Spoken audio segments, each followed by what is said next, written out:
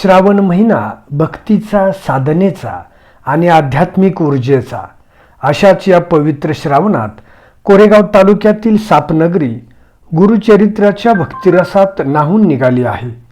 साप येथील श्री दत्त मंदिरात गुरुचरित्र पारायणाचा पवित्र सोहळा सुरू असून अखिल भारतीय श्री स्वामी समर्थ केंद्र दिंडोरी प्रणीत शाखा सापच्या वतीने विविध धार्मिक कार्यक्रमांचे आयोजन करण्यात आले आहे.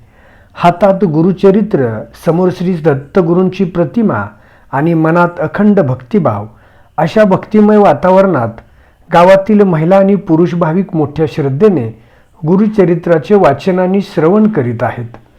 गुरुचरित्रातील श्री दत्तगुरूंच्या लीला, गुरुसेवेचे महत्त्व आणि भक्तीचा संदेश भाविकांपर्यंत पोहोचत आहे. याच भक्तिमय वातावरणात साप येथील श्री स्वामी समर्थ केंद्राचे द्वितीय वर्धापन दिनही उत्साहात साजरा करण्यात येणार आहे. गुरुवार दिनांक 27 ऑगस्ट 2026 रोजी वर्धापन दिनानिमित्त दिवसभर विविध धार्मिक आणि आध्यात्मिक कार्यक्रमांचे आयोजन करण्यात आले आहे. कार्यक्रमाची सुरुवात सकाळी 8 वाजता श्री स्वामींची भूपाळी आरतीने होणार आहे. त्यानंतर सकाळी 9 वाजता श्री सत्यनारायण पूजेचे आयोजन करण्यात आले आहे. सकाळी 10:30 श्री स्वामी समर्थ महाराजांची महानैवेद्य आरती होणार असून आरतीनंतर गुरुचरित्र पारायणाची सांगताचा कार्यक्रम होणार आहे. यानंतर दुपारी 2:20 साप गावातून श्री स्वामी समर्थ महाराजांची पालखी आणि रथयात्रा काढण्यात येणार आहे. पालखी आणि रथयात्रेमुळे सापनगरीत पुन्हा एकदा भक्तीचा जयघोष आणि आध्यात्मिक वातावरण अनुभवायला मिळणार आहे. सायंकाळी 6 वाजता श्री स्वामी समर्थ महाराजांची महानैवेद्य आरती होणार असून आरतीनंतर महाप्रसादाचे आयोजन करण्यात आले आहे.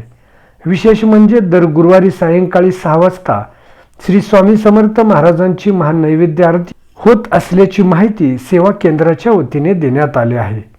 श्री स्वामी समर्थ महाराज आणि परमपूज्य गुरु माऊली यांच्या कृपाशीर्वादाने साप येथील या सेवा केंद्राचा आध्यात्मिक प्रवास सुरू आहे.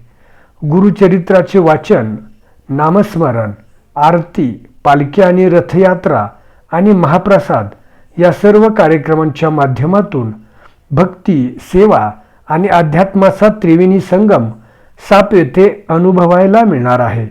श्रावणाच्या पवित्र महिन्यात सुरू असलेले गुरुचरित्र पारायण आणि त्याला जोडलेला श्री स्वामी समर्थ सेवा केंद्राचा द्वितीय वर्धापन दिन यामुळे सापनगरीत सध्या एकच वातावरण आहे, श्रद्धेचे, भक्तीचे आणि श्री स्वामी समर्थांच्या नामघोषाचे.